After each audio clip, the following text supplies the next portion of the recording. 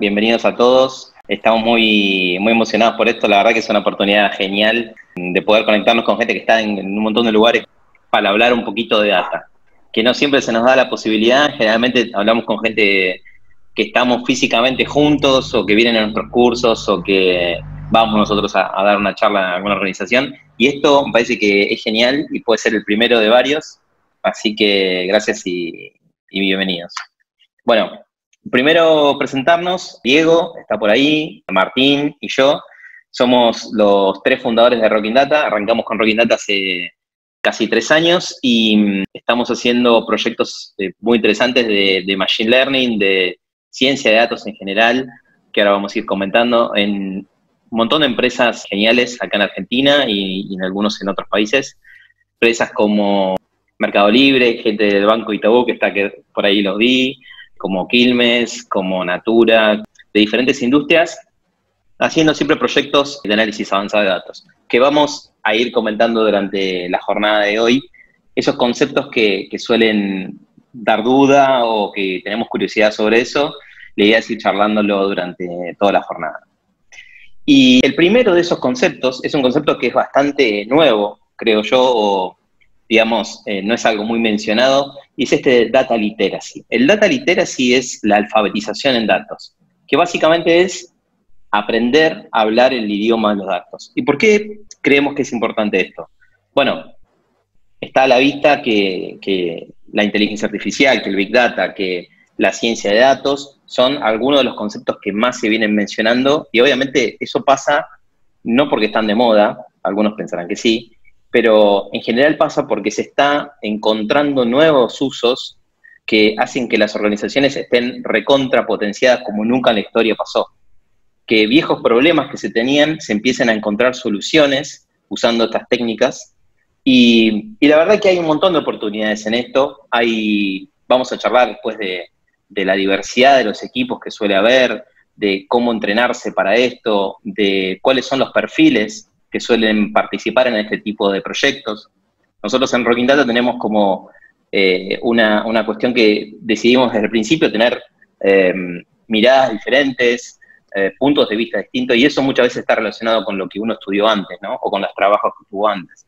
El data literacy es cómo hacemos para tener herramientas que nos permitan entender los datos, analizarlos, encontrar valor, comunicar esos datos de manera eficiente, y son algunas de las competencias y de los skills más buscados hoy en el mundo. De hecho, el 80% de las empresas del mundo dice que van a necesitar contratar estos perfiles. Y como está creciendo exponencialmente la cantidad de datos que generamos, por supuesto hay cada vez más oportunidades y cada vez más es común estar hablando de cómo miramos los datos, cómo los entendemos, cómo hacemos proyecciones en base a esos datos. Y todo eso es realmente, además es súper interesante y que abre oportunidades laborales que la verdad que son muy interesantes para conocer. Desde el hecho de que nosotros, como Rocking Data, por ejemplo, estamos recontra acostumbrados a trabajar desde la casa o desde cualquier lugar, con una computadora e internet, podemos hacer lo que hacemos todo el tiempo sin tener ningún tipo de limitación. Eso es, la verdad, que para nosotros es fantástico. Y hablar del lenguaje de los datos hoy debería ser como saber internet era hace 20 años, ¿no? El mismo nivel de importancia creo que sería interesante darle. Ese es como el primer concepto. ¿Mafi? Perdón que te interrumpa, ¿no? Relacionado a data literacy, me parece que es importante el concepto del generalismo, ¿no? No todos los roles de una empresa o no todos los mandos de una empresa tienen que saber cómo hacer un algoritmo, ¿no? No estamos yendo a eso, sino a entender qué puede llegar a ser un algoritmo, ¿no? O qué decisión de negocio puedo tomar, qué es Machine Learning, qué es Big Data, cuáles son las herramientas, no el cómo, sino entender bien el qué para que todos podamos hablar el mismo lenguaje. Sí, exactamente. De hecho, hay equipos que muchas veces se dedican específicamente a construir el algoritmo, a programar, a desarrollar cosas, y hay equipos, o gente en un equipo, que su función por ahí está más relacionada a encontrar un problema real de una organización encontrar un objetivo a resolver usando datos. Y para eso, si bien siempre está bueno y es interesante entender la lógica de cómo programar un algoritmo, por ejemplo, a veces no es necesario, digamos, ¿no? Simplemente teniendo una visión estratégica de lo que uno quiere resolver, eso es la clave para avanzar con un proyecto. El Data Literacy incluye todo eso. Y el primer concepto que creo que se empezó a escuchar hace unos 10 años, en Argentina especialmente, es el Big Data, ¿no? Y se empezó a escuchar de diferentes maneras, de campañas políticas se hacían usando datos, de que las empresas nos convencían usando Big Data, que el Big Data y la privacidad, que qué significa Big Data, es una cosa que se viene hablando hace 7, 8 años, pero creo que, y ahí muchachos, los comentarios se los dejo a ustedes, creo que lo importante es saber que el Big Data es un concepto netamente técnico, ¿no? Que involucra grandes volúmenes de datos que pues, se pueden transmitir a grandes velocidades y con diferentes tipos de datos, desde sonido, video, imágenes, formatos de archivos que antes no existían. Hace 7, 8, 10 años empezamos a enviarnos data, a usar redes sociales, a que los teléfonos exploten con información que nos mandamos, y eso genera enormes volúmenes de datos que están clasificados como Big Data. Ese concepto es interesante para conocer, pero también creo que lo importante es decir que el Big Data no es lo más importante de todo, sino que el Big Data es un concepto técnico que involucra tener datos, y lo interesante es, a partir de esos datos, responder preguntas importantes, responder preguntas de negocio. Y ahí es donde viene el análisis avanzado de datos y la ciencia de datos, que es de lo que queremos hablar. Si querés, sumo un poquito más. Acá Big Data, ¿cómo les va? Big Data, para los que no conocen, Big Data nace gracias a Google, hace desde más o menos 2006 aproximadamente, que libera un paper que comunica cómo ellos hacen Big Data y el resto no podía.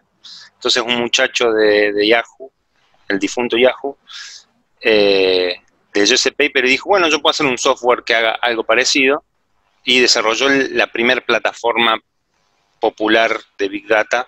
Big Data es, por ejemplo, Hadoop, que Hadoop es muy conocido, pero es un montón de otras tecnologías, porque el Big Data es un montón de problemas de datos que se resuelven de diferentes maneras.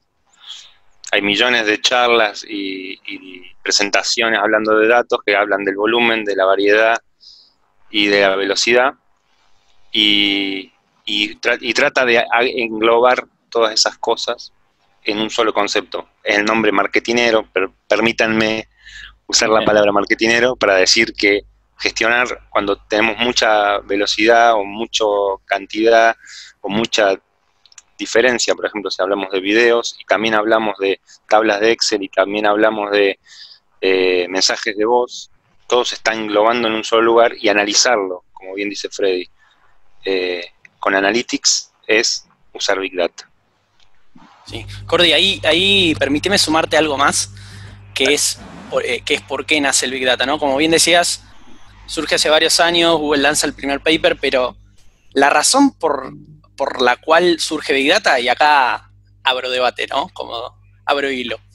La razón por la que surge el Big Data, y la razón, como ya vamos a ver, por la que tenemos que hacer Data Analytics, Machine Learning, Data Science, Inteligencia Artificial, todo lo que vamos a charlar después, nació como una decisión de negocio, ¿no? Hablando del término técnico de Big Data, venía más o menos los años 2000 y lo que hacían Google y Yahoo era justamente decir, como scrapear o tener mapeada toda la información que había en Internet, ¿no? Y Internet justamente tiene su boom en los 2000, cuando todos empiezan a crear páginas web y cada vez había más páginas, ¿no? Y piensen que el negocio principal de Google en su momento, si bien ahora ya es un monstruo, era el buscador. Entonces, si uno entraba a la página de Google, al buscador, y decía, quiero buscar páginas donde hable de gatitos, entonces Google tenía que buscar, supongamos por decir al principio, en 100.000 páginas, a ver si había gatitos. Y después esas 100.000 páginas pasaron a ser 10 millones de páginas, ¿no? Y el desafío que Google tenía era de negocio, es decir, che, ¿cómo hago para almacenar toda esta cantidad de páginas web o de datos que tengo y para procesarlos y devolver una respuesta en el buscador en milisegundos. Y con las tecnologías que estaban antes del Big Data, que son tecnologías de base de datos tradicionales que se llaman, Cordy, si después ahí querés te dejo el clip como para explicar un poquito más técnica la diferencia, era muy caro. O sea, era muy, muy, muy caro. Era como, explicado en términos súper sencillos, supongamos que tengo esta capacidad de almacenamiento en esta computadora. Entonces se viene llenando, se viene llenando, se viene llenando, se llena esa computadora y lo que tengo que hacer es comprar una más grande, copiar lo que tenía acá, llevarlo acá y ahí sí tengo más espacio disponible. Y esto es carísimo, ¿no? Entonces, las tecnologías de Big Data justamente lo que llevan es a decir, che, aumentar mi capacidad de procesamiento ya me sale mucho más barato. Y el costo de procesamiento, el costo de almacenamiento se reduce de manera drástica, cosa de que el negocio de Google pueda seguir siendo rentable. ¿Compartís, Cordobés? Sí, sí. No quería irme tan al detalle, pero porque tenemos varios temas más, pero la idea es que Vos dale. empezó desde el lugar de resolver el volumen, justamente. El volumen es lo que dice Martín, no me alcanza mi computadora para analizar todo, necesito más, y era muy caro crecer. Entonces lo que se logró fue agregar una máquina parecida, repetirla igual, y seguir creciendo, y eso se llama escalado horizontal. Entonces puedo escalar agregando lo mismo al lado. Y esto, de alguna manera, es el Big Data. Luego surgen otras tecnologías que lo potenciaron aún más, como la nube, la popular nube, que hizo que esto ni siquiera lo tengamos que ver físicamente y exista en algún lugar de la estratosfera, disponibilizando directamente un lugar para guardar mis datos y analizarlos a la mayor velocidad posible. Claro, y Cordy, la nube, a ver si está de acuerdo, la nube es un galpón gigante en algún lugar muy frío del planeta que tiene un montón de estas computadoritas chiquititas, ¿no? Con estos sistemas de Hadoop, Big Data metidos en el medio, donde si yo subo y tiro un archivo en mi Google Drive, se está guardando ahí. Sí, es un poco, está simplificado por Martín para los que sean de base técnica. Yo sé que lo van a entender, pero básicamente sí, está en algún lugar de algún país que tiene un montón de máquinas conectadas entre sí, y ahí está el software necesario para poder hacer esto con la capacidad ilimitada, entre comillas, y poder tener todo a una velocidad al nivel de Google, básicamente, ¿no? Sí, tremendo. Y a veces a mí me sorprende, no sé, estamos en un proyecto, ¿no? Y nosotros laburamos mucho en la nube, porque tenemos casos de proyectos en donde laburamos con un Excel de 30.000 filas y casos donde laburamos con billones de filas, ¿no? En una tabla. Y el cordobés, lógicamente, es el que se encarga de toda la infraestructura de Rocking Data, y lo veo al cordobés y decirle, che, cordobés, esto está corriendo muy lento, yo me pongo muy nervioso. Cuando una query corre lenta me pongo muy nervioso. Entonces le digo, cordobés, necesito que esto corra más rápido, y el cordobés para que eso corra más rápido, le implica con todo su conocimiento, ¿no? Pero hoy en día es hacer ¿cuántos clics, Cordy? Si está todo bien armado, que es lo que espero cuando hago las cosas, que sea 3 o 4 clics en una interfaz sumamente sencilla, ideada para gente que no tiene tiempo para resolver las cosas. Entonces, con una serie de clics, yo escalo, o automáticamente en muchos casos puedo seguir creciendo sin enterarme. Total, a fin de mes me lo cobran solo por lo que usé, y eso está fabuloso. Y desde el punto de vista de negocio, también esto que tiene fantástico la nube, que la nube todo atrás tiene Big Data, ¿no? Estas tecnologías, si no, no podría tener tal capacidad de procesamiento, es que transforma un costo fijo en un costo variable, ¿no? Antes una empresa pagaba, no sé, por un servidor de cualquiera de las marcas que estén, de Oracle, de IBM, por un servidor súper potente, como un montón de esteroides para poder procesar todo ahí adentro, y era un costo fijo eso. Y ahora la cuestión de la nube es, yo pago por lo que uso, y si necesito más, pido más a esa nube, y si no, no pido. Y como último comentario, Fred, sobre el tema Big Data, y yo ya me callo, es el fuerte del término Big Data es este concepto técnico que estamos hablando, de Hadoop, de almacenamiento distribuido, de escalar horizontalmente, pero también no deja de existir el fenómeno social, no sé si llamarlo social, pero de cómo se fue incrementando la cantidad de datos disponibles en el mundo. Y me parece que un tema de estas revoluciones que se hablan, ¿no? Que hicieron que la cantidad de datos disponibles en el mundo vaya así, que como dijimos al principio eran como las páginas web, después vino toda la parte de lo que es mobile, ¿no? De nuestros celulares, que están todo el tiempo generando datos que se guardan en alguna tabla, en alguna base de datos de Big Data seguramente, y digamos que el concepto más importante de los últimos años, se dice que ya a partir de 2017, 2018, es todo el tema relacionado al Internet de las cosas, que no sé si están de acuerdo, para mí me parece un tema interesante para charlar, no sé si debatir mucho, pero es el día de mañana, o lo que está sucediendo hoy es que las cosas están cada vez más conectadas a Internet. Y si tengo cosas conectadas a Internet, tengo señales que están mandando comportamiento de mi celular, de mi cafetera, de mi mate, de mi batería, del horno, del aire acondicionado que está conectado a una aplicación, porque yo, por ejemplo, no sé, lo puedo prender a una aplicación. Eso sepan que está grabando un registro en una base de datos que va a ser analizado por una empresa para mejorar nuestra experiencia, para querer vender otro producto y demás, pero a lo que voy con esto es que el IoT... No querés generar paranoia, ¿no? No, bueno, no va por el lado de la paranoia, va por el lado de cuánto falta para que el mate esté conectado a Internet y se esté grabando datos en una base de datos. ¿Qué impacto va a tener eso en el Big Data? ¿Vamos a necesitar otra tecnología? ¿Va a ser la misma? Y después, por el otro lado, decir, che, esto no va, la cantidad de datos no va a parar de crecer y cada vez vamos a necesitar más manos, más cabezas que analicen, más algoritmos que hagan cosas nuevas y hacia ahí va mi mensaje. Sí, tal cual. Es eso. Creo que es interesante el detalle que le dieron porque hay mucha gente que por ahí tiende a minimizar este fenómeno en el sentido de que, bueno, datos siempre hubo, y es verdad, siempre hubo datos, pero nunca hubo a la escala que existe hoy. Y eso provoca, por un lado, como una masividad tremenda, pero esa gestión de datos tan compleja está bastante resuelta con las técnicas que existen hoy, lo que contaba el Cordobés de la nube y esas cuestiones. Entonces, ya termina siendo no un problema la gestión de los datos, sino que el foco termina pasando por ¿qué hago con todo eso? Una vez que yo relevé los datos de los dispositivos, una vez que yo analicé las transacciones de las ventas de mi negocio, todo el tiempo la pregunta es, está bien, tengo esta data, ¿estoy haciendo algo realmente que vale la pena para esto? ¿Estoy pensando estratégicamente cómo resolver mis preguntas más importantes usando la data? Creo que ese es el debate y justamente nos metemos con eso en el próximo tema súper interesante que es Data Analytics. Y te cedo el espacio, Mafi. Sí, acá no sé si vamos a dejar un espacio para preguntas sobre Big Data o pasamos derecho a Data Analytics y después hacemos preguntas del todo. ¿Cómo hacemos, Berito? No sé si estás por ahí.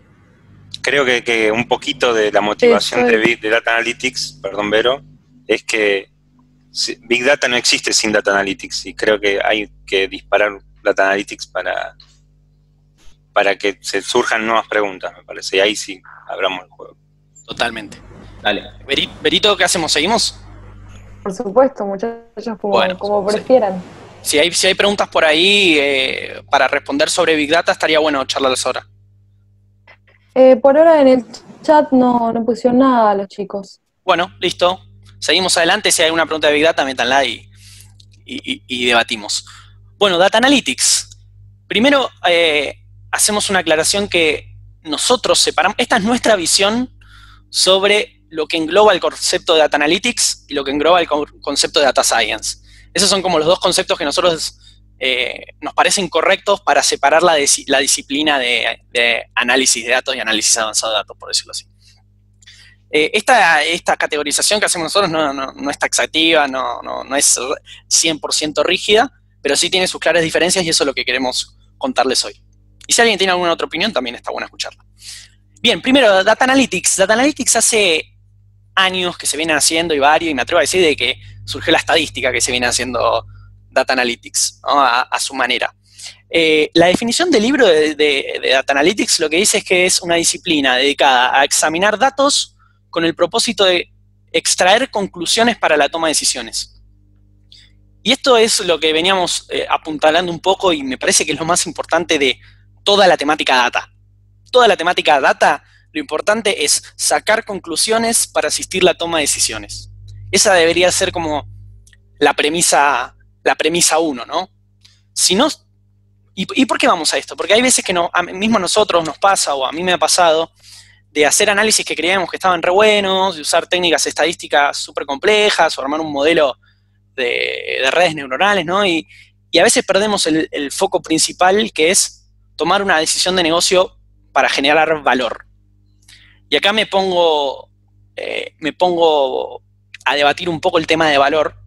Yo vengo de formación de la carrera de administración en la UBA, en la querida UBA, y el tema de valor es un tema que se toca mucho en la carrera y que también tocamos mucho en los cursos, ¿no? Partir de definir qué es valor es súper importante para hacer análisis de datos. Y la definición que le empezamos a buscar o que viene del lado marketing, algunas teorías dicen que valor es, bueno, es el beneficio que percibe el cliente en relación con los costos que está afrontando para obtener eso. Y si empezamos a hacer preguntas de qué es valor, y qué es valor, y qué es valor, para qué, terminamos llegando a la conclusión de que valor, por más duro que suene, es hacer plata. Y ahí hice una pausa. Suena duro. Sí, suena duro, pero vamos a analizarlo un poquito. Data Analytics tiene que hacer plata. Plata en el caso de que estemos en una organización con fines de lucro, ¿no? Estamos hablando de eso. Si es una organización sin fines de lucro como una ONG, estará medido en algún otro objetivo. La plata mueve al mundo, dice Ezequiel Mujica, y sí es cierto, y mueve sobre todo a gran parte de las organizaciones que tienen fin de lucro. Y en este momento surgen varias preguntas como decir también, che, Mafia, pero mejorar la experiencia del usuario, ¿no? Si yo cambio el botón de un lado al otro y veo que hacen más clics para hacer una reserva, ¿es generar más plata? Sí, es generar más plata. En general lo que pasa es que es difícil de atar la acción o la decisión que tomamos nosotros día a día, seamos analistas de recursos humanos, analistas de finanzas, analistas de producción, analistas de datos. Todas nuestras análisis de datos tienen que estar orientados a extraer conclusiones de los datos, que se llaman insights, y que eso dé soporte a una toma de decisión, y esa toma de decisión haga plata.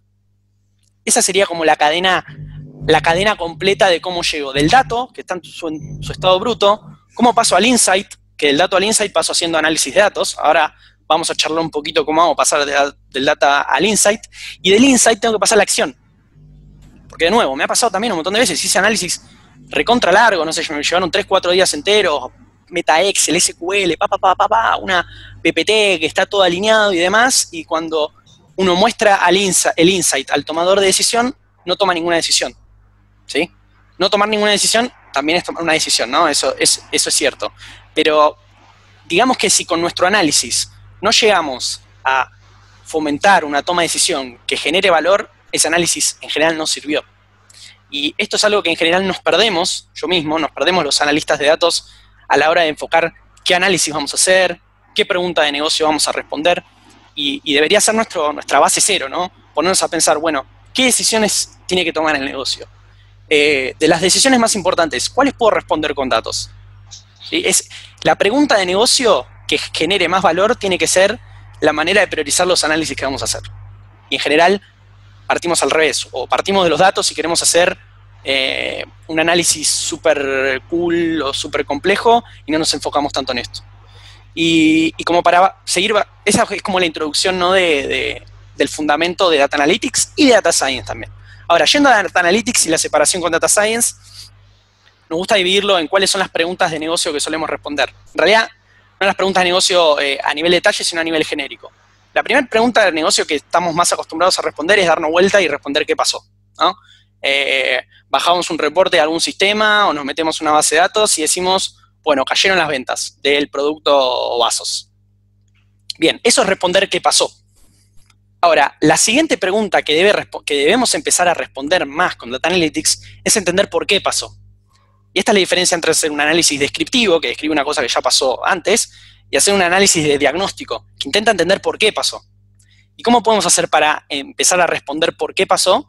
Y tenemos que usar dos cosas. Primero, estadística, y segundo, en general, tecnología.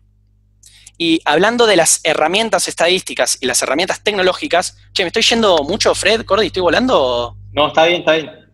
¿Sigo? Bueno. Yo después quiero hacer comentario. Dale.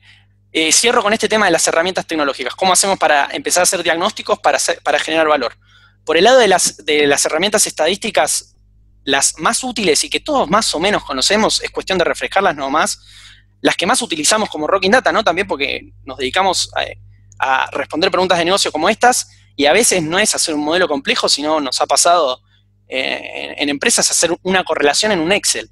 ¿Sí? No hace falta tener 1.200.000 filas y hacer un modelo de redes neuronales. No, a veces es hacer una correlación en un Excel y sacar una conclusión con eso. Que estábamos haciendo una correlación, les cuento el caso, entre la cantidad de cortes de luz que había por localidad y la variación, en realidad era la variación de la cantidad de cortes que había por localidad y la variación en la inversión en plata que pusieron en cada localidad, ¿no? Entonces uno espera que mientras más invierte,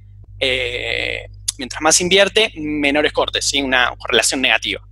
Pero encontramos algunos casos en algunos tipos de inversión que esa correlación no se daba de esa manera. Hicimos una correlación en un Excel y llegamos a un insight que sirvió para repensar la política de inversión que tenía esa empresa, ¿no? Por dar un ejemplo. Pero volviendo a las técnicas estadísticas, dijimos, correlación muy utilizada. Regresión es algo, esto se puede hacer con Excel, la regresión se puede hacer con Excel, no hay complejidad técnica. Y otra herramienta muy utilizada para este tema de toma de decisiones es lo que se llama A/B testing. ¿Sí? Es un tipo de prueba de hipótesis estadística, yo sé que suena muy aburrido y que en general en la facultad nos lo dieron como muy pesado, pero el A/B testing es como una versión simplificada de una prueba de hipótesis donde yo digo, tengo grupo A, tengo grupo B, y digo, bueno, voy a hacer que el grupo A y el grupo B sean lo más parecido posibles entre sí. En el grupo A voy a probar lo que quiero probar y el grupo B no voy a hacer nada, ¿no? Les pongo también un caso de Rocking Data que trabajamos con una empresa.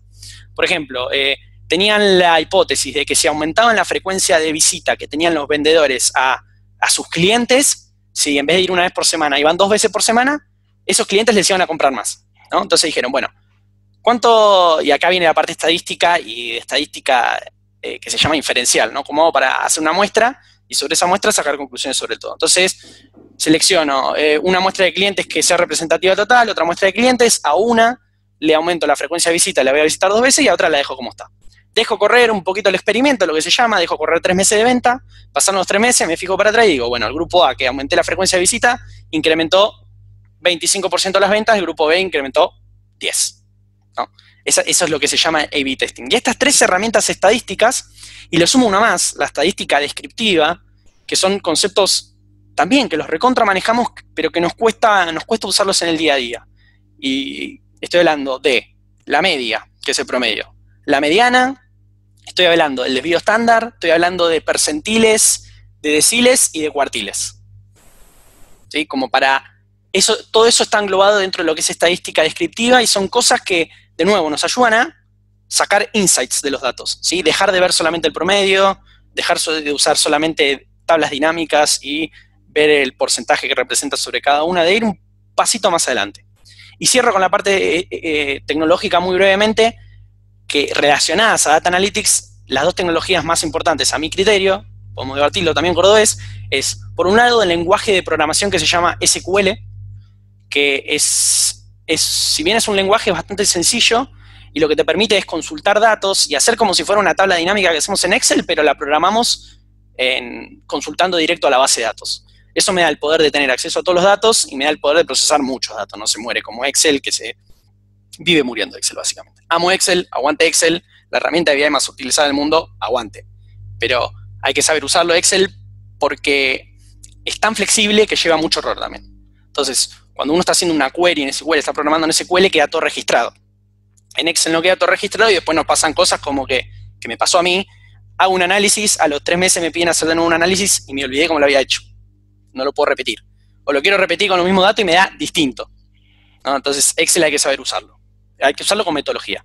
Y después tenemos toda la parte de Business Intelligence, el armado de tableros, y que nos permiten hacer visualizaciones mucho más rápido, nos permite disponibilizar los datos a usuario final para que ellos mismos puedan ir haciendo sus gráficos, sus filtros, sus reportes, y va más por el lado de la democratización de la información. Che, me fui al carajo. Perdón, Fred. Pero está bien igual. Yo me quedé ahí con un comentario para hacer al principio, cuando estabas hablando de los objetivos de esto de Analytics y también los objetivos de Data Science, para qué lo hacemos, y de esto de siempre buscar el valor, ¿no? No hacer análisis por hacerlo, no buscar la complejidad del modelo o la complejidad del estudio que se hace, sino buscar que tenga un uso que tenga sentido y que resuelva un problema real, ¿no? Y por ahí esto que decías vos así muy directamente, y que a veces hasta suele chocar, esta cuestión de hagamos lo que genera más plata, en general, las organizaciones tienen clientes, digamos, ¿no? Y buscar la satisfacción del cliente, por ejemplo, si podemos hacer un modelo o un analytics que hace que los clientes de un lugar tengan que esperar menos o reciban una oferta que es la correcta para ellos o que se beneficie de alguna manera, seguramente van a pasar las dos cosas al mismo tiempo. El cliente se vea favorecido por el resultado de este análisis y también la organización se vea favorecida y, por supuesto, genere nuevos ingresos. Entonces, cuando hablamos del objetivo de esto, y que es hacer plata, en general también está relacionado con que el usuario se beneficie de esos estudios, ¿no? 100% de acuerdo, y ahí creo que un desafío grande que tenemos los analistas es intentar traducir esa mejora en la satisfacción del cliente en la mejora del negocio, ¿no? Ese es como una recomendación que nosotros de hecho solemos aplicar a nuestros análisis, ¿no? Todo el tiempo estamos intentando medir la acción o la decisión que estamos recomendando en base a un análisis, cómo va a impactar en el negocio, ¿no? Cómo va a impactar a nivel de intentar medirlo en horas y después traducir esas horas a plata. Pero ese es un esfuerzo que en general da como bastante vagancia porque es difícil y a veces hay que estimarlo y uno no tiene un número concreto, pero mi mensaje es mucho más válida hacer la estimación y decir cómo la hiciste a que no hacer nada. Sí, sí, sí. Y bueno, hasta ahora, tratando de resumir un poco todo lo que comentaste con Analytics, yo lo veo como una herramienta súper potente, muy utilizada, digamos, ¿no? Esto no es quizás en muchas de las cosas como el BI, el Business Intelligence que mencionaste, los tableros, las herramientas de visualización, los analytics usando Excel, SQL, eso es bastante, tiene bastante tiempo funcionando y es algo bastante conocido. Sí. Y en general el enfoque es de descripción, ¿no? De ver qué pasó con lo anterior, de hacer como un análisis de situación, de decir, bueno, venimos haciendo esto de determinada forma. Pero lo interesante que nosotros encontramos en todo el estudio y el trabajo con respecto a los datos es lo que viene, es un poco cómo podemos hacer para anticiparnos al futuro, cómo podemos hacer para, entendiendo la historia de algo, poder hacer predicciones más precisas. Y ahí justamente nos metemos en el mundo que más nos interesa y es la profesión más sexy del siglo XXI, la ciencia de datos. Totalmente. Jordi, todo tuyo, amigo. Yo me dedico a tomar más cerveza y comentar.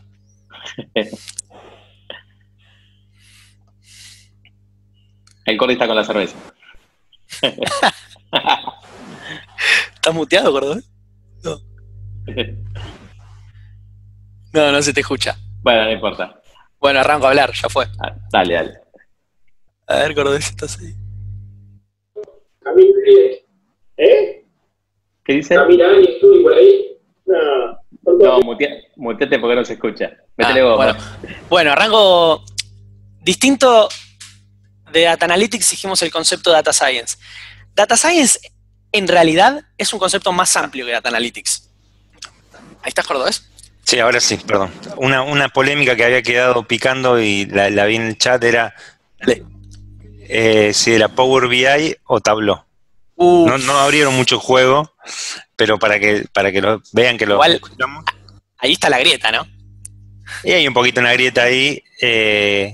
Creo que el desafío está más en la gente que hace los tableros, para mi gusto personal, es la gente que hace los tableros. Pues las dos son súper potentes y he visto cosas maravillosas en ambas herramientas. Para los que no saben, como bien hablaba Martín, en BI había unas herramientas muy tradicionales que fueron mutando para ser cada vez más ágiles y más diseñadas para que el usuario final haga los tableros. Y las dos que sobreviven hasta ahora y son las más utilizadas son Tableau y Power BI. Power BI es de Microsoft y Tableau es de Tableau. Creo que la compraron recientemente. La idea son las dos herramientas más sencillas y más difundidas. Por eso fue la pregunta picante. Acá preguntan por Qlik y por MicroStrategy, que son las siguientes dentro del mercado. Pasa que estas dos primeras que nombramos son las que se comieron a casi todas las demás porque son más baratas y son más fáciles de acceder. Simplemente porque hay más gente que las usa. Así que nada, quería dejarlo habilitado. Seguramente si tenemos un espacio posterior hacemos el debate sobre qué le gusta a cada uno. Si empezamos a hablar de Data Science, como bien dijo Freddy, abrió el juego, estamos jugando a adivinar el futuro con el pasado. Podemos pensar que, usando la historia de las cosas, hay muchas veces se repiten. Hay patrones que se repiten. Entonces, mediante la estadística y cosas que existen desde hace más de 50 años, de matemática, análisis matemático y de muchísimas técnicas estadísticas, podemos tomar esa historia y tratar de encontrar patrones para saber lo que pasó, entender lo que va a pasar, y por ejemplo podríamos, siempre hago el mismo chiste, disculpen si ya lo escucharon, pero podremos saber cuánto va a valer el dólar el mes que viene. Nunca le vamos a pegar exacto porque tampoco es que le pegamos a la verdad siempre, pero nos acerca mucho. Hay un dicho, Cordy, perdón, que dice que todos los modelos de predicción se equivocan, todos. Exacto, hay que elegir el que se equivoque menos, en realidad. Exacto. Bueno, entonces cuando hablamos de Data Science, de alguna manera estamos hablando de hacer modelos y predecir cosas utilizando estos modelos, ¿no? Y que pueden ser desde saber qué producto nos va a comprar el cliente, o saber si tenemos una enfermedad donde la tenemos, o cuánto vamos a vender el mes que viene, o si está haciendo fraude o no está haciendo fraude. Si es fraude o no fraude. O sea, como dijo ya Freddy en más de una charla, la inteligencia artificial es la nueva electricidad, porque la vamos a terminar usando al Data Science en todas las cosas, porque datos hay en todas partes. El truco es saber leerlos y saber cómo abordar, cómo tener estas preguntas que nombra Martín para llegar a un objetivo, y es súper importante eso. ¿Querés agregar algo más ahí sobre Data Science? Creo que lo vamos a desarmar un poco más, por eso. ¿Puedo sumar? Sí, es la parte que me parece más interesante. Yo creo que algo interesante para hacer sobre Data Science es contarlo con ejemplos, ¿no? Contarlo con ejemplos, y también hay como 3 conceptos que a veces son polémicos. De hecho, nosotros internamente en Rocking Data tenemos polémica sobre cómo mencionar cada cosa. A veces lo mencionamos de una forma simplemente para simplificar y que quede claro rápido, pero hay 2 conceptos más que están en la conversación hablando de Data Science. Uno es Machine Learning y el otro es Inteligencia Artificial. Yo creo que estaría buenísimo meterse un poco en Machine Learning, y ahí, Mafita, si querés contar cuáles son, o sea, digamos, cuáles son para las organizaciones los principales problemas. Digo organizaciones y me refiero a empresas, a ONGs, a gobiernos, ¿no? Que el Machine Learning, o esto del aprendizaje automático, puede servir para resolver. Clarísimo. Bueno, yendo al tema de los casos y reforzando el tema que dijo el cordobés, que la base de estos algoritmos de Machine Learning es tener historia para poder intentar predecir de la mejor manera posible el futuro. Les cuento los principales casos que hay en el mundo, y después, si quieren, hablamos particularmente de Argentina y Latinoamérica, porque también hay como un camino de adopción en el cual uno se va metiendo cada vez en modelos un poco más complejos. Pero arranquemos de los no sé llamarlo básicos porque son muy útiles, pero de los más utilizados. Primer caso de negocio, y le voy a hablar 100% del lado de negocio funcional. Después, Cordy, si querés, puedes dar más detalle técnico. Pero primero, segmentación de clientes.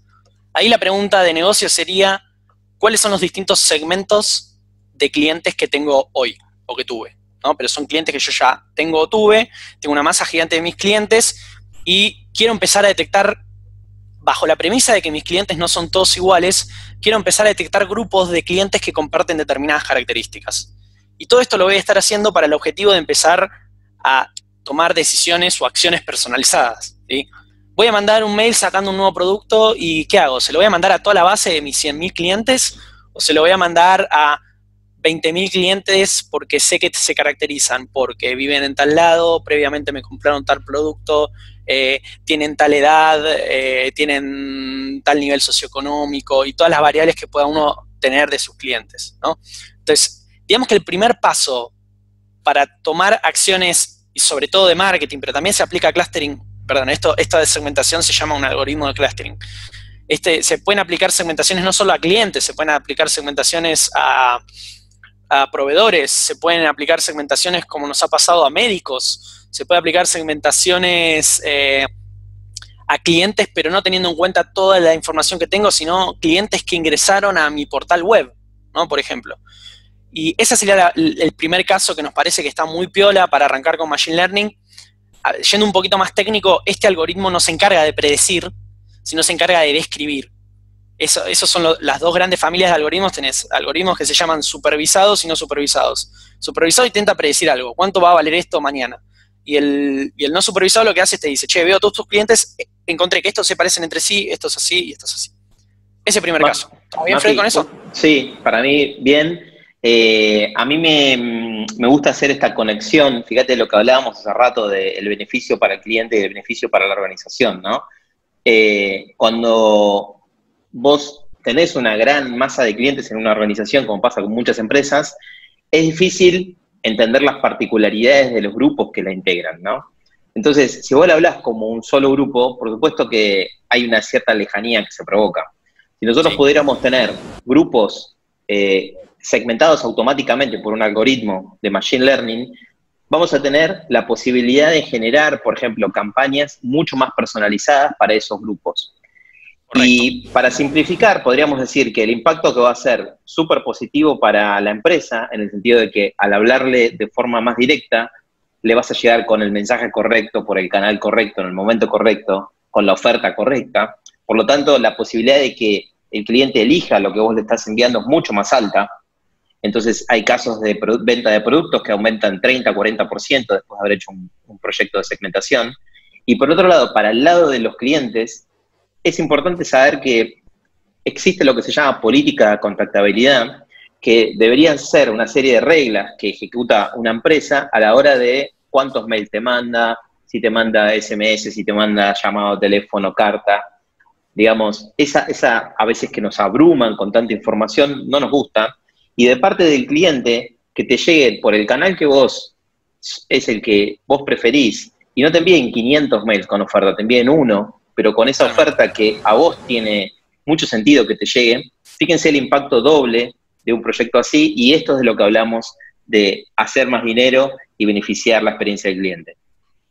100% de acuerdo, Freddy, y ese es el primer caso que llamamos personalización a nivel de segmento, porque en realidad no le estás hablando uno a uno, sino que le estás hablando a un grupo que comparte características, en este primer caso, ¿no? Claro. Pero ya es un gran paso, y de hecho, este tipo de proyectos de los cuales hemos hecho bastantes en empresa de acá, el principal desafío es de negocio. En general no hay un desafío técnico en este caso, es, bueno, ok, detectamos estos segmentos de cliente, ¿y ahora qué hacemos? ¿Cómo pasamos de hacer una campaña a hacer 5? ¿Cómo pasamos de pensar un producto a pensar un producto para cada clúster? ¿Cómo empezamos a medir la campaña en vez de medirla como un total? ¿Cómo le fue versus cada segmento de clientes, ¿no? Y ahí está el desafío. Sí, a mí me resulta súper interesante este caso en particular, porque creo que lo que permite hoy es lo que las organizaciones están buscando, que es conocer en profundidad a su cliente.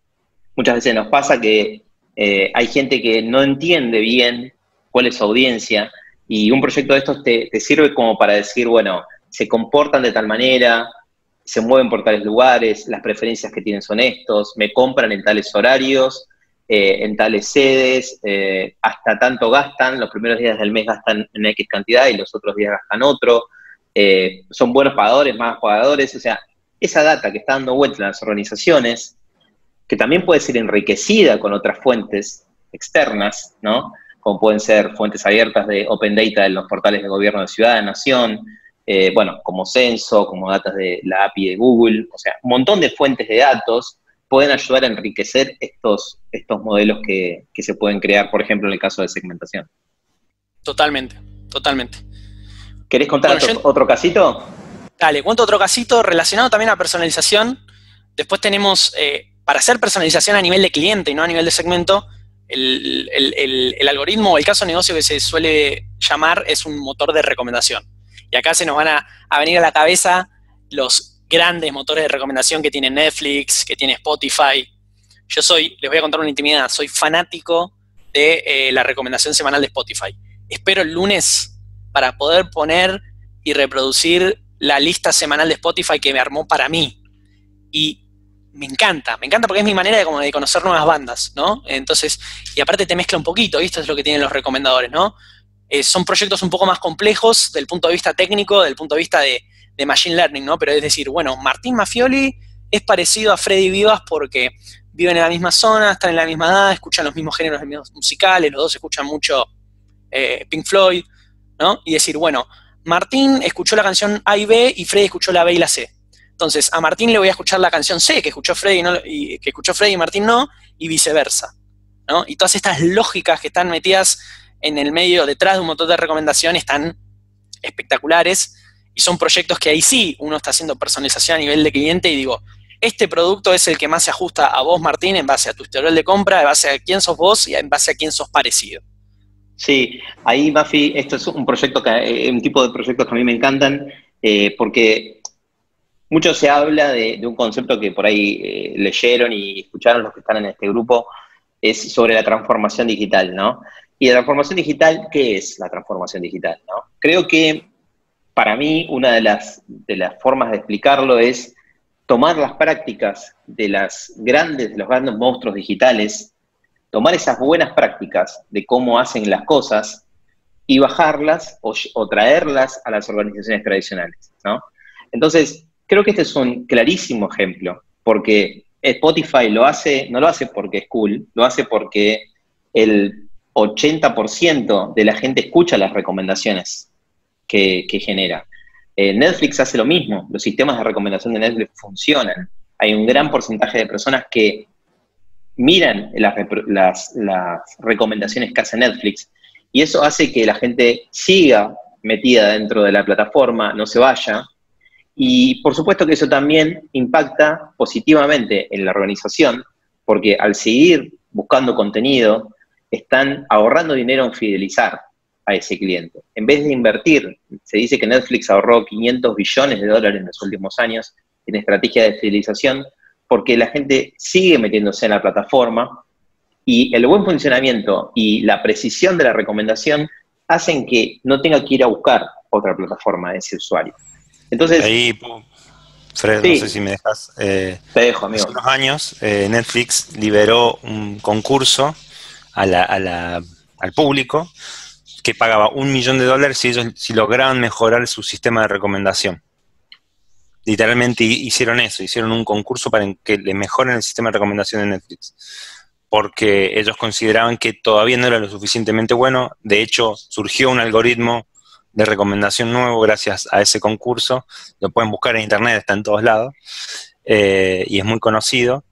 Y con eso, no recuerdo exactamente el porcentaje que les mejoró, pero ellos lo que buscaban era mejorar un 5%, entre un 5 y un 10%, y lograron una tasa superior. Así que imagínense qué significativo y qué importante es tener algo que haga que mejore la fidelidad de los clientes, ¿no? Y eso te cambia para siempre, porque también demuestra que te importa lo que le gusta a tus clientes, ¿no? Totalmente. Y este comentario que voy a hacer está relacionado directamente a eso, ¿no? A cómo las organizaciones que funcionan bien, las organizaciones del futuro, las organizaciones exponenciales que crecen súper rápido, en el centro, en el corazón de la organización, lo que está es un algoritmo. El algoritmo de recomendación, el algoritmo de Uber que hace que te ubique al chofer más cercano a tu posición.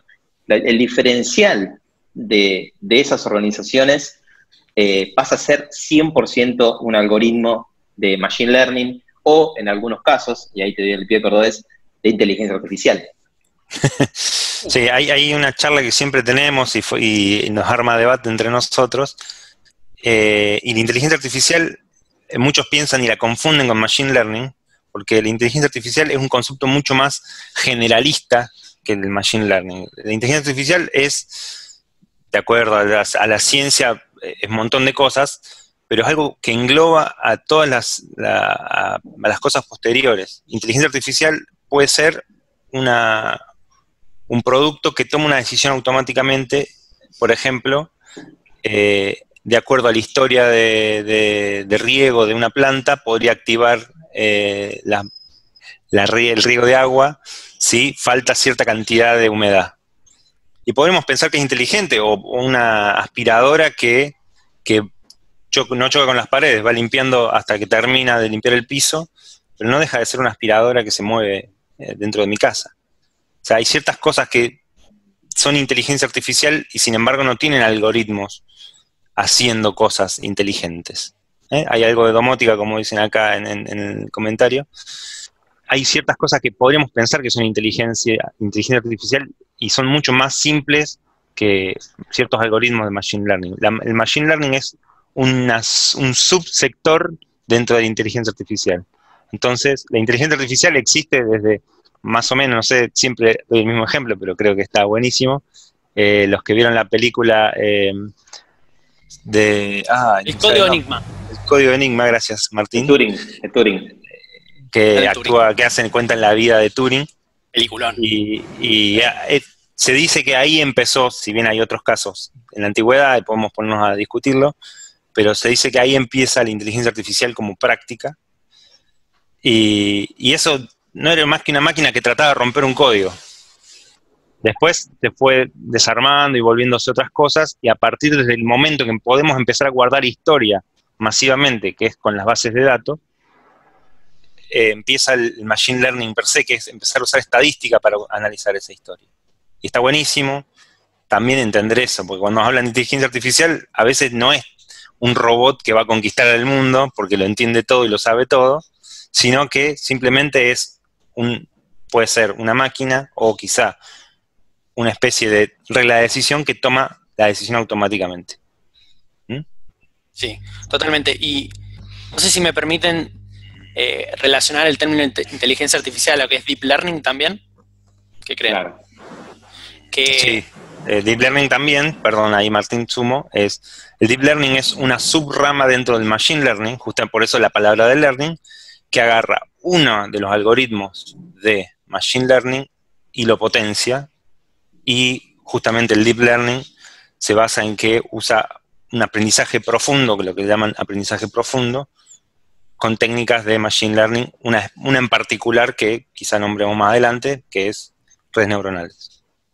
Ahí como, Cordy, me da la sensación de que los casos que más nos pegan sobre inteligencia artificial, primero, eso que dijiste, en general conectamos con un Terminator, y lejos está de ser eso, por suerte, pero creo que hay ciertos usos de la inteligencia artificial que hoy están llegando bastante, que uno puede ser el análisis de video e imágenes, ¿no?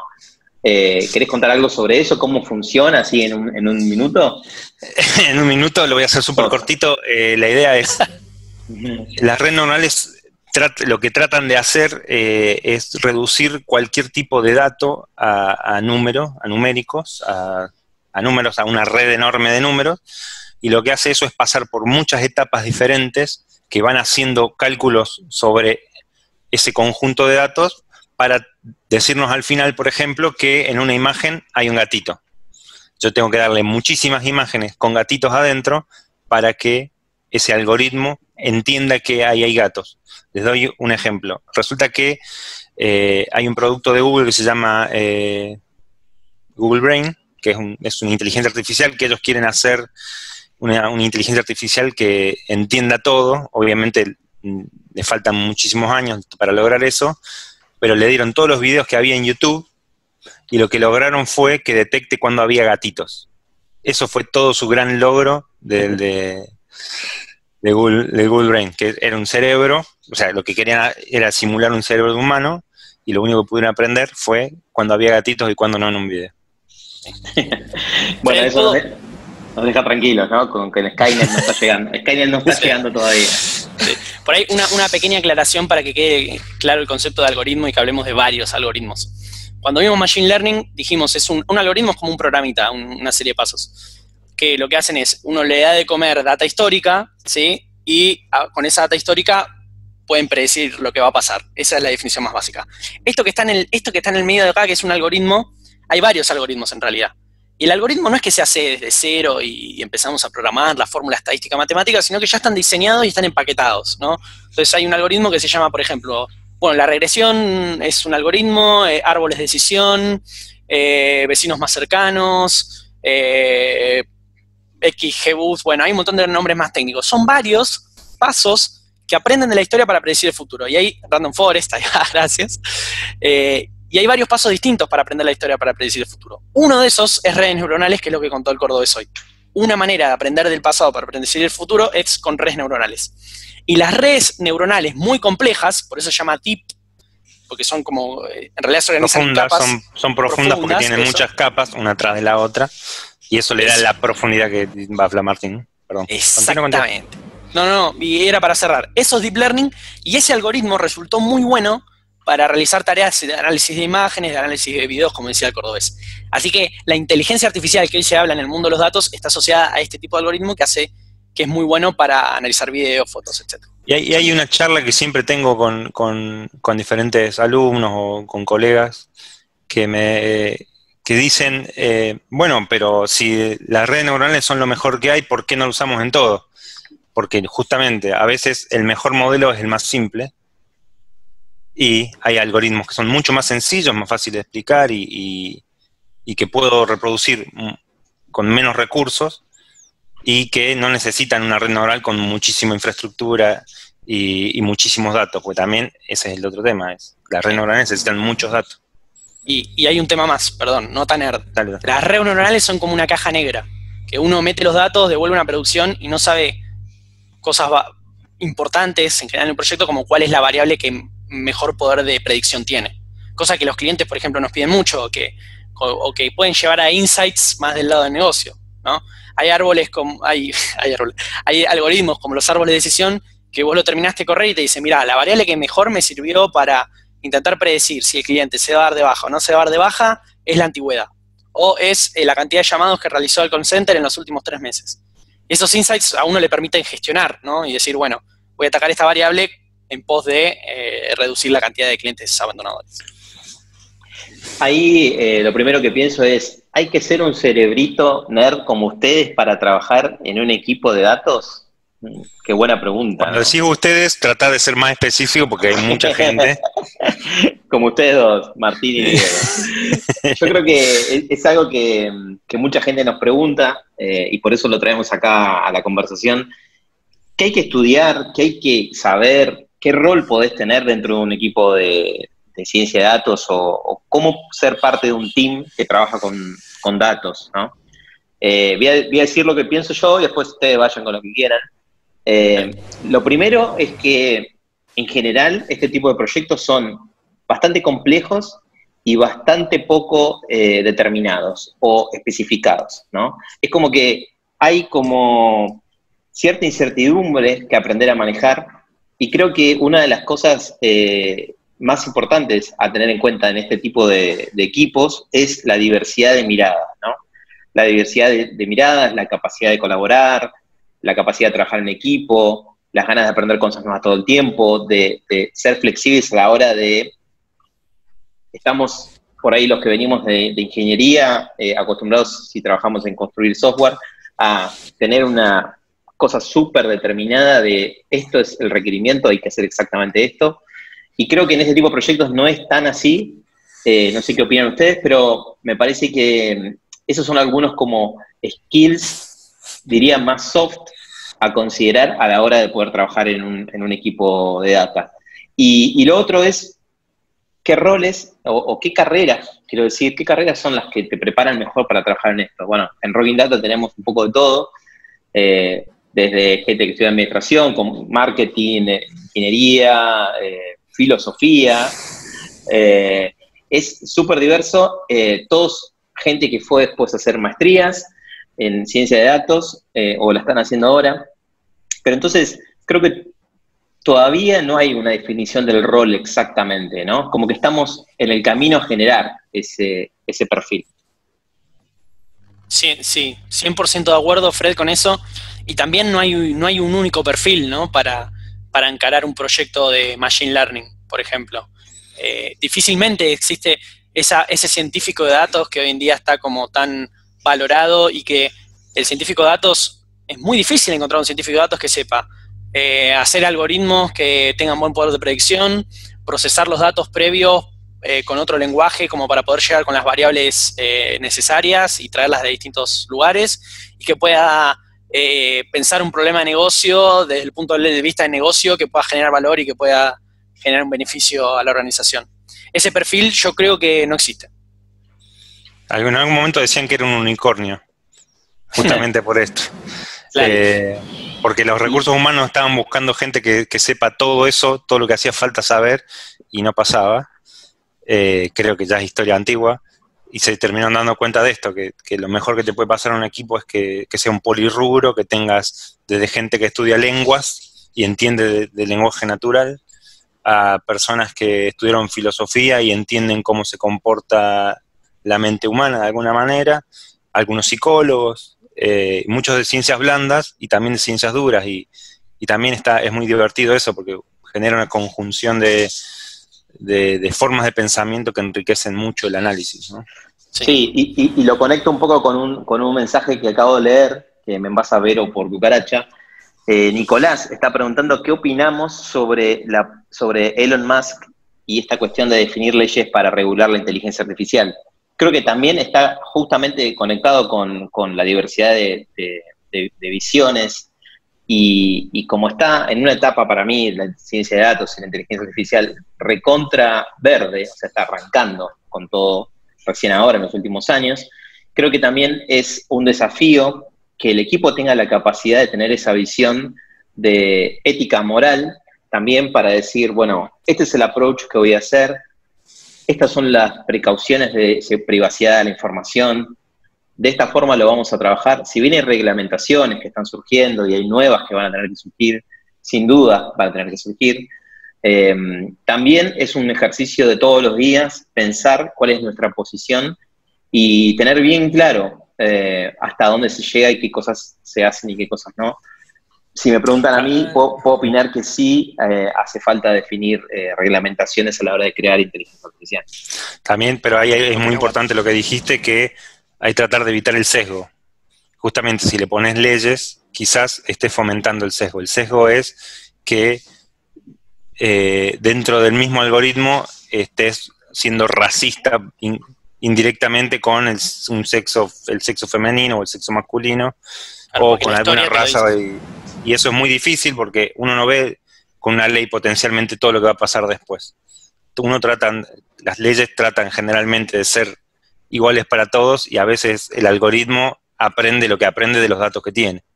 Entonces, eso se vuelve complejo, ¿no? Obviamente cada caso es un mundo y cada dataset es un mundo. Es todo un desafío. Es todo un desafío. Creo que nosotros cuando arrancamos con Rocking Data, una de las cosas que nos parecía importante es cuál es nuestra postura respecto a esto, ¿no? Y también entender que las herramientas tecnológicas no son ni buenas ni malas de por sí, sino que están siempre conectadas con el propósito y con la visión de la persona que las crea, ¿no? La tecnología, históricamente, pasó eso. Y uno de los conceptos que está muy relacionado con esto es el que les estoy mostrando ahora, el Data Science for Good, o el Data for Good. Más o menos en el 2009, el MIT, el Instituto MIT y la ONU se aliaron y dijeron, bueno, la ONU dijo, tengo los objetivos de desarrollo sostenible, estos grandes problemas de la humanidad, como luchar contra la pobreza, contra la desigualdad social. El MIT dijo, tengo tecnologías que puedo utilizar para paliar esos problemas. Uno de esos proyectos está orientado a eso, al Data for Good. ¿Cómo usamos los datos? ¿Cómo usamos la ciencia de datos específicamente para potenciar organizaciones? Y después, si quieren, podemos ampliar esta conversación, pero básicamente para que se lleven el concepto es cómo hacemos para que estos algoritmos potencien decisiones que también terminan siendo decisiones de negocio, ¿no? Por ejemplo, si una ONG necesita conseguir mejores fondos para seguir haciendo el impacto positivo que hace en la sociedad, ¿por qué no tiene derecho a acceder a una herramienta que potencia las ventas de una gran corporación o que potencia la fidelización de una empresa digital como las que nombrábamos antes? ¿Por qué no tendría que hacer uso de este privilegio y el poder de la ciencia de datos? Nosotros desde Rocking Data hicimos algunos proyectos, estamos trabajando en otros, Hasta ahora venimos trabajando con ONGs o con casos muy específicos. El proyecto que estamos creando para este año, que seguramente después los vamos a comentar, es de mucha más escala. Es básicamente de generar repositorio e inteligencia de datos para darle información a organizaciones sociales y que a partir de ellos puedan tomar mejores decisiones. Eso es un ejemplo. Creo que esto va en el paraguas de lo que se llama Tech for Good o tecnología por el impacto social. No solamente entra la ciencia de datos, entra en cualquier otra tecnología, la inteligencia artificial, el blockchain, la nanotecnología, la biotecnología. Estas tecnologías que se llaman tecnologías exponenciales porque crecieron exponencialmente en los últimos años por el abaratamiento del costo de fabricación, el abaratamiento del costo del cómputo también. Toda esa tecnología debería también potenciar el impacto positivo en la sociedad. Por eso es algo que nos interesa mucho mencionar. Y un poco ya cerrando, alguna de las... Después vamos a hacer las preguntas y respuestas, si les parece, estamos en 8 y 17. El último punto es algo que a mí me interesa muchísimo y está también muy relacionado a los perfiles de los cuales estábamos hablando antes. No todos los perfiles dentro de un proyecto de data hacen lo mismo. Hay gente más técnica, por ejemplo, conectada en la parte de la obtención de la data, de dónde viene esa data, cómo pulo esa data para poder utilizarla, cómo optimizo ese valor, cómo me doy cuenta si hay que hacerle un proceso de mejora porque así como está no me sirve para nada. Ese perfil más técnico es uno de los que inicia el proyecto. Quizás antes hay gente pensando más en la estrategia. En el medio por ahí tenés personas que se encargan más de mirar los datos y encontrar insights relevantes. Otras personas, científicos de datos, expertos en estadística o en modelos complejos programando los algoritmos, ¿no? Y muchas veces, o durante el proceso, o al finalizar el proceso de construcción de proyectos de ciencia de datos, aparece este concepto, ¿no? ¿Cómo cuento los resultados de lo que yo estoy obteniendo? ¿Cómo transmito con claridad cuáles son los insights relevantes para el negocio? Incluso para diferentes audiencias. Si trabajamos en una empresa, no es lo mismo sentarse con un gerente a comunicar los resultados o sentarse con un especialista técnico. Sin duda, la comunicación de datos es súper importante y mezcla tres conceptos. La narrativa, o sea, la historia que uno cuenta, los datos y las visualizaciones. Para simplificar, entonces, el data storytelling es la mezcla de esos tres conceptos para producir impacto cuando se dan resultados basados en datos. Y ese es como el último concepto que queríamos comunicarles. No sé si Martín, Diego, tienen ahí alguna otra cosa que haya quedado en el tintero. Creo que que puedo sumar y ahí creo que Martín va a dar muchas más experiencias graciosas o no de esto. La informática eventualmente va a resolver todo lo demás. Contar los datos es enteramente humano. Entonces, es algo que solamente lo podemos hacer las personas, comunicarnos con otras personas y contar la historia. Y eso va a ser irreemplazable siempre. Por eso es algo que es muy valioso de tener y de aprender también. Tal cual, tal cual. Nada que bueno, agregar. Vamos a preguntas y respuestas. ¿Vero? ¿En Sí. el piso? ¿Cómo? Vero en el piso. Ahí como Agustín hace esa pregunta y está bueno para abrir, creo que para abrir la charla está bueno. ¿Qué herramienta de datos recomiendan a una persona para sumar dentro de su ámbito empresarial a su perfil? ¿Herramienta? Herramienta puede ser lenguaje, puede ser Sí. Sí. aplicación, Ok. me imagino, ¿no? Para mí ahí la mejor herramienta es tener una metodología.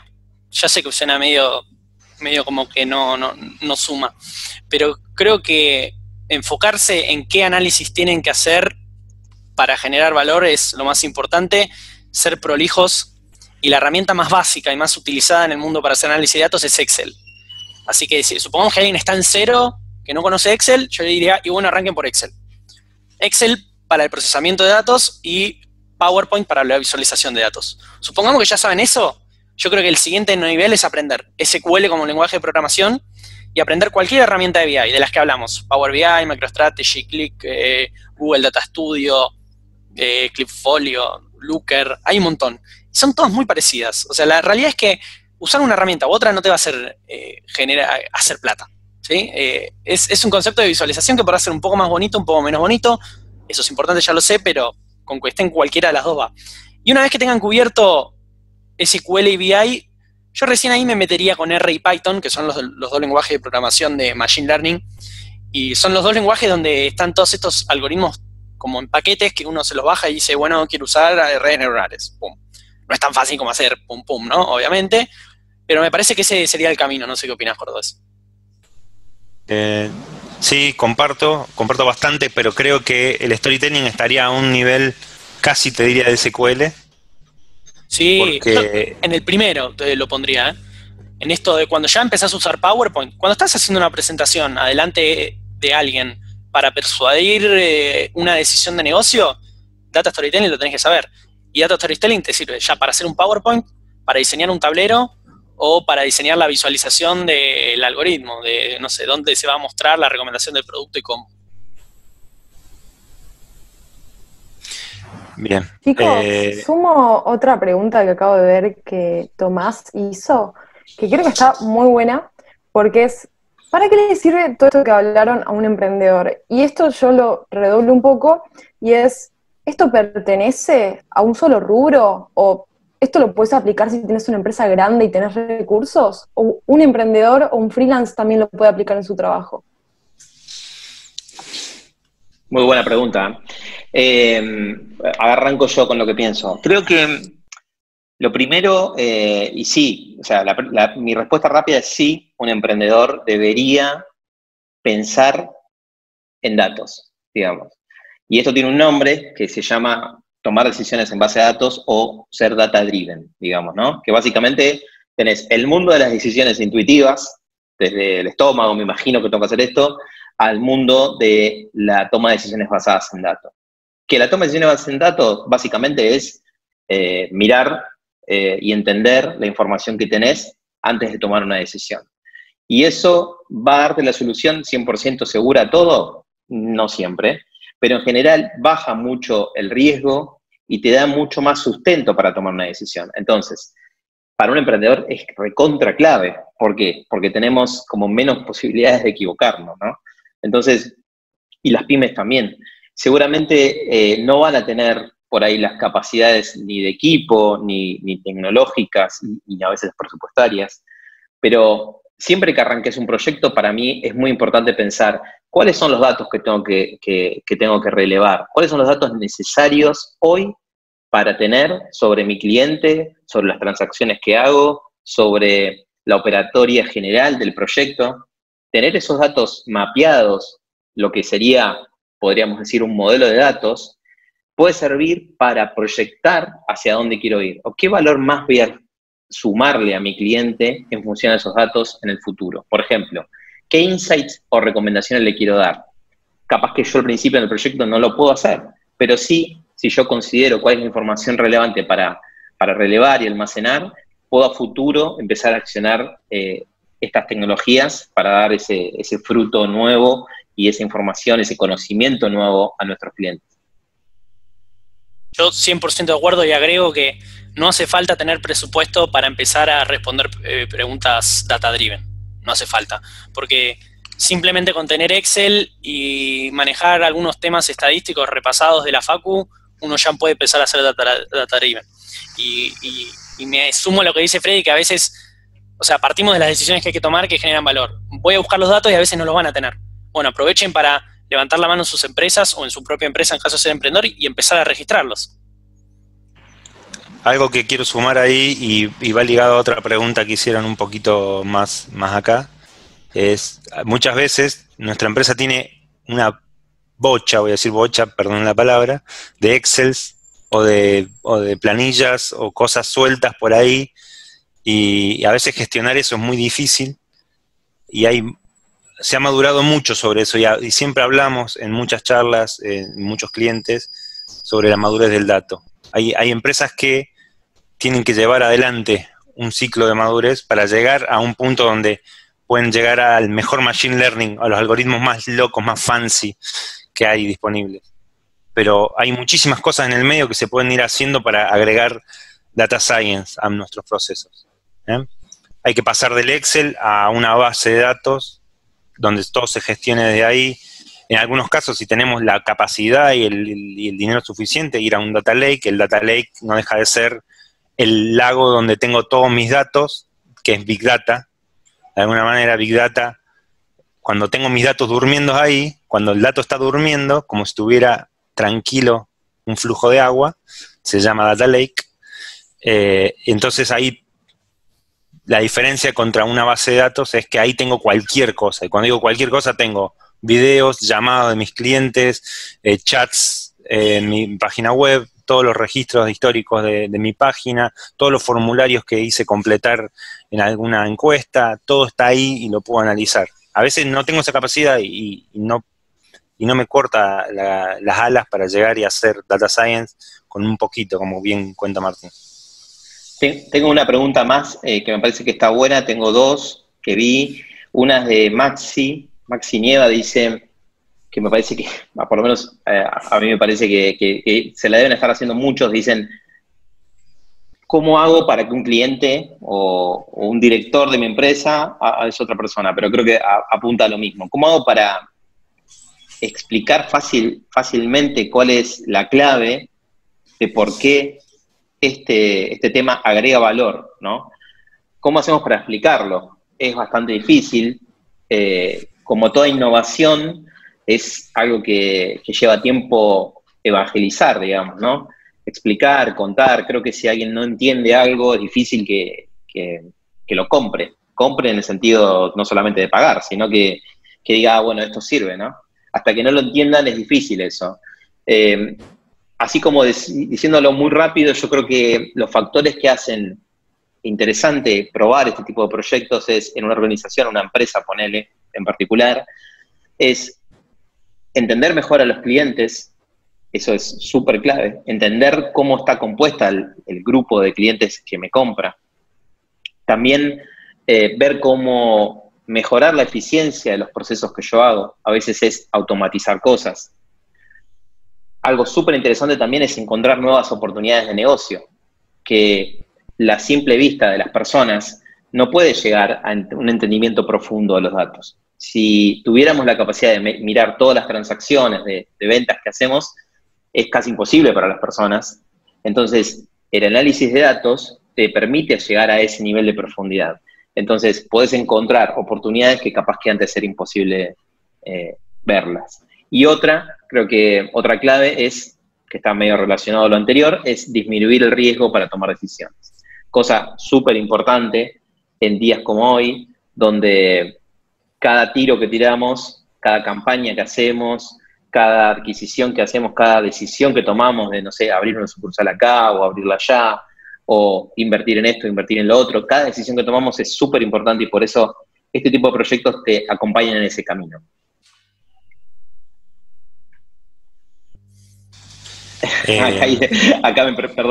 Acá Marcos Díaz dice, ¿cómo le digo a mi director de mi empresa que necesitamos una cultura basada en datos? ¿Qué le dirían ustedes? La semana que viene tengo una cita con él.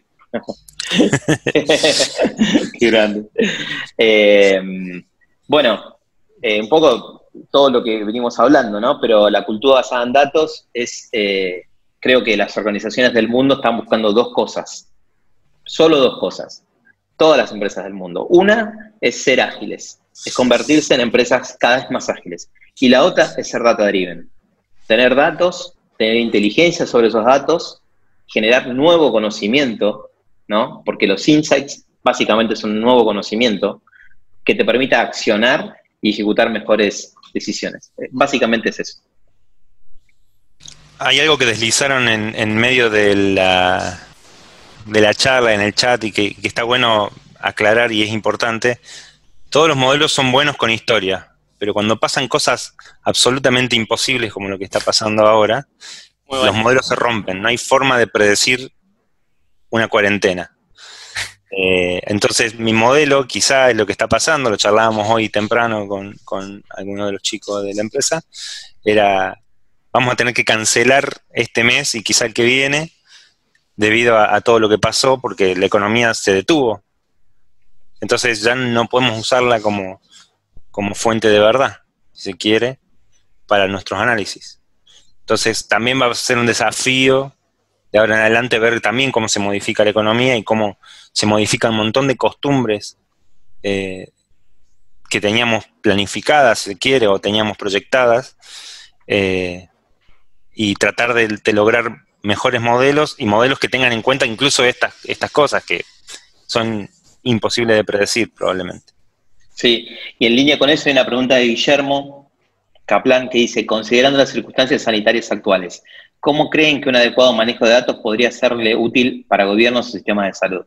Bueno, es como la pregunta de los últimos 15 días, ¿no? Sí. Tuvimos muchas conversaciones y tuvimos asistiendo en foros y hablando con mucha gente para ver cómo podemos contribuir, al menos con ideas y con puntos de vista. Es muy difícil, creo que el primer paso, hablo por mí, después si quieren sumen chicos, pero creo que el primer paso para generar valor en información, en conocimiento nuevo, es tener digitalizada la información. Y creo que es como un punto bastante flojo en muchos sentidos.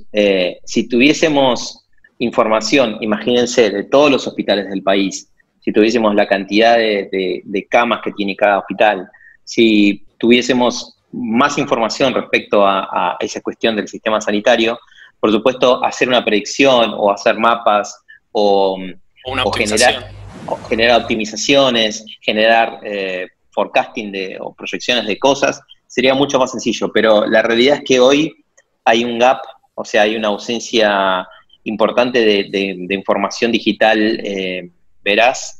Entonces creo que el primer punto, no sé qué opinan, pero creo que ese es el punto a atacar al principio. Totalmente de acuerdo. Bueno. Y una cosa más, reforzando un poquito lo de storytelling que contaste, estos datos, el no tener buenos datos o tener buenos datos y no tener alguien que los comunique bien hace que se pierda la confianza en esa información. Y es un negocio de confianza los datos, de alguna manera. Entonces, sí. Ahí quizá aprender a contar, no solo a juntar, sea una parte importante de aprender, ¿no? Tengo una más, acá súper interesante, parece que es una marca de teléfono preguntando, dice Moto G 5S Plus. Bueno, está bien, acá no discriminamos a robots, ni a personas, ni nada. Puede ser un bot. Está todo bien, vamos a responderle a él. ¿Cómo se podría aplicar la ciencia de datos en instituciones escolares? ¿Qué propondrían? Ya que no se suele contar con información digitalizada. Bueno, es un tema que me apasiona, me encanta personalmente. A tu juego te llamaron, Freddy. A mi juego me llamaron, voy a tratar de ser sintético, pero básicamente lo mismo que aplicábamos antes al sistema de salud. Les voy a dar una estadística. Dicen algunos números que el 80% de la información del mundo no está siendo analizada, o un poco más incluso del 80%. O sea, el 90% de la información digital del mundo se generó en los últimos 2 o 3 años. Y de ese total, más del 80% nunca nadie lo analizó. Y hay industrias que sí tienen tendencias a mirar los datos, a investigarlos, a hacer cosas, y hay otras industrias o segmentos del mundo y la sociedad que no suelen ser buenos digitalizando datos y obteniendo valor de los datos. La educación es uno de ellos, la salud es otro. Entonces, el primer punto para mí es digitalizar, tender a digitalizar. Una vez que vos tenés capacidad de digitalizar procesos escolares, como por ejemplo las calificaciones de los alumnos, ¿no? Dejás de ser una persona que mira los datos después de que pasó y ya es tarde. Imagínate que vos a fin de año mires los datos de los alumnos que les fue mal en las calificaciones. Ya pasó, terminó el año, no tenés forma de ayudar a ese alumno que le fue mal.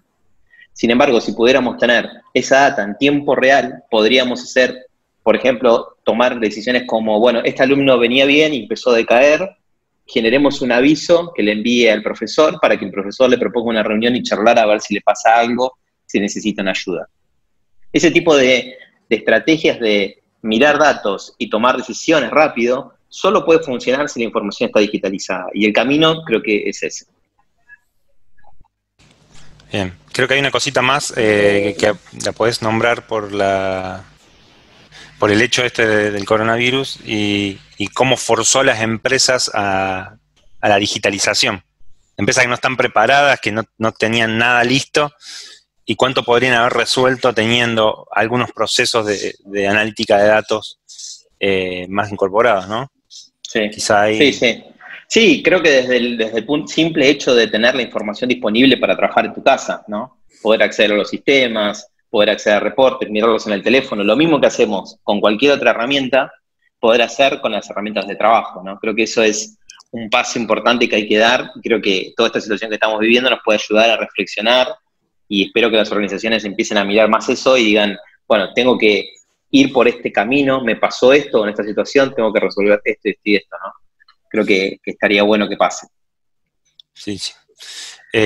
Ahí queda un tema de libros, pasa que usar datos para emprendimientos. Libros de data science hay un montón, de acuerdo a cuál es el interés, ¿no? Y depende también el rubro y el vertical que represente, cambia ligeramente, ¿no? Pero hay un montón, hay mucho contenido web también, creo que es cuestión de buscar y empezar por las preguntas más que por otra cosa, ¿no? Sí, hay una recomendación de libro, puede ser el de Big Data de Walter Sosa Escudero, un amigo de la casa, compañero. Lo nombraron más temprano, debo decirte, Fred. Ah, ok, pero siento el honor de tener que decir un poquito. que es colega en la Universidad de San Andrés y tiene un libro muy interesante sobre Big Data específicamente y el fenómeno social que representa esto. Creo que es un muy buen punto para arrancar. Después otra pregunta sobre la data pública del gobierno. Ahí están los portales de Open Data. Tenés el portal de datos abiertos del gobierno de la ciudad y el portal de datos abiertos de Nación. Ambos con información. Datos.gov.ar. Exacto. Y después, además de la data pública, hay data que se puede conseguir a partir del acceso a través de API, o sea, conectar con una aplicación, desarrollar para conectarse como, por ejemplo, Google Maps, que te deja hacer una serie de transacciones gratis y después tenés que empezar a pagar, pero eso es otra data que se puede usar para enriquecer el análisis. Estoy mirando a ver si hay alguna pregunta más. Chicos, aprovecho la pausa para contarles que pronto vamos a estar dando nuevos cursos y workshops, obviamente de modalidad online, así que si les gustaría estudiar con nosotros, también nos gustaría saber cuáles son las temáticas que más les interesan. Y bueno, acá les dejo un link para que puedan contestarnos y ya enterarse cuando lancemos. Buenísimo, gracias, Vero. Bueno, creo que sí, muy buenos comentarios. Acá hay una para vos, Cordy. En datos, ¿la calidad es más importante que la cantidad? Qué buena pregunta. Es cuestionable. Yo por mi forma de ser prefiero tener la máxima información posible. La calidad siempre es mejor porque hace a la confianza del dato. El tema es que muchas veces me he encontrado en empresas en las que lo único que importa es la calidad, entonces los datos no llegan nunca. Y a veces, y hay que hacer un trade-off, si se quiere, perdonen la palabra en inglés, pero es un balance entre tener la información y tener la mejor calidad de información posible. Eso depende mucho de la cultura de la empresa. Hay empresas que caminan más lento que los dinosaurios y hay empresas que vuelan, y las empresas que vuelan son las que más se tienen que preocupar por la calidad, porque los datos llegan rápido, pero después son, perdón la palabra nueva, un quilombo. Entonces, creo que ahí depende de la empresa. La calidad siempre es importante, pero como la calidad la tiene que controlar a una persona, porque los algoritmos en sí no entienden de calidades, usan lo que les das, necesitan de alguien que vele por esa calidad. Por eso son roles que surgen en las empresas de datos que hablan sobre quality assurance o gobernanza de la información. Sí, hay un dato que está bueno, es 80% del tiempo de los proyectos de data, y en Rocking Data nos pasa, 80% del tiempo desde que defino bien el problema, todos estamos en línea, consigo los datos y controlo la calidad de los datos. Todo eso es 80% del tiempo del proyecto. El 20% queda para analizar, para hacer un modelo de Machine Learning si hay que hacerlo y para comunicarlo. Sí, ahí sobre eso estamos trabajando para hacer que ese 80% sea cada vez más corto, para que le podamos poner más tiempo y más dedicación a la parte más creativa de todo esto, ¿no? Pero es un desafío. Totalmente. Bueno, creo que estamos tremendo, ¿no? Un montón de gente, un montón de preguntas. La verdad que estuvo Buena buenísimo. onda. Muy buena onda. Muchas gracias. Yo creo que lo mejor que podemos hacer es despedirnos con el aplauso de Rocking Data. Se los enseñamos a todos. Se los compartimos. Es de este planeta, no es de otro planeta, pero es bastante raro. No sé. Muchas gracias a todos. Gracias por sumarse. Gracias por sumarse. Se hizo re largo, pero se quedaron un montón. Adiós. Muchas gracias. Chao, chao. Chao, buen fin de. Chau. Buen Chao. fin de.